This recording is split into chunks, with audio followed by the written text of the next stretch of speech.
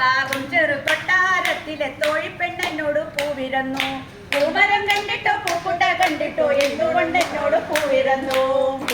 പൂമരം കണ്ടില്ല പൂക്കുട്ട കണ്ടില്ല നിൻ കൈ